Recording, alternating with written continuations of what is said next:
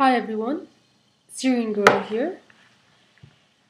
In the last few days, a photo emerged of the insurgents unpacking boxes of gas masks. And if you notice, some of the gas masks are in the US style M42A1 and not in the Russian style, which means that they could have only come from outside of Syria. This adds credence to the potential chemical weapons false flag event that many bloggers have been writing about. That is, that NATO plans to use chemical weapons in Syria via the insurgents and accuse the Syrian military of doing this in order to create some sort of casus belli for foreign intervention.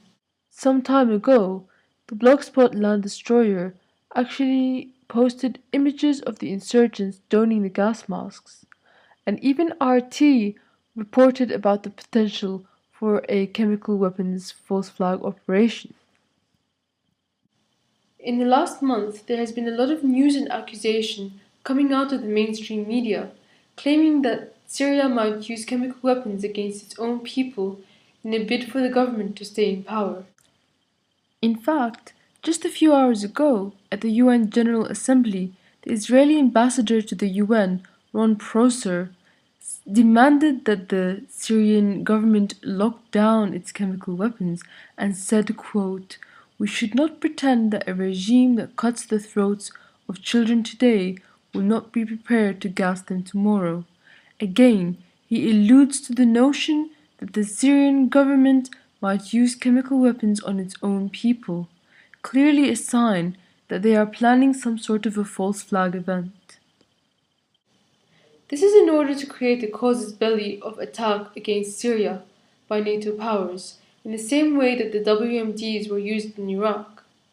There's also been some claims that NATO and Israel are afraid of the chemical weapons getting into the wrong hands and hence must act in order to stop this from happening, again an excuse for intervention.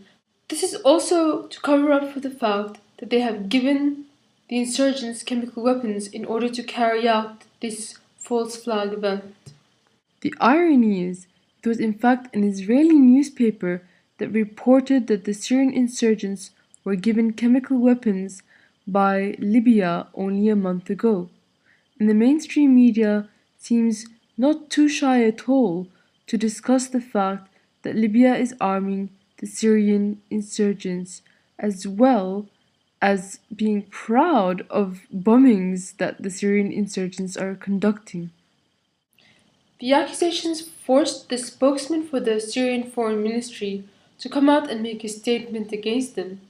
While he didn't confirm or deny the existence of Syria's chemical weapons, because that's Syria's policy, he said if Syria did have them, they would never be used against the Syrian population and only as a deterrent for foreign attack, which is completely within Syria's rights, especially since Israel, who is just across the border, has its own nuclear weapons stockpile.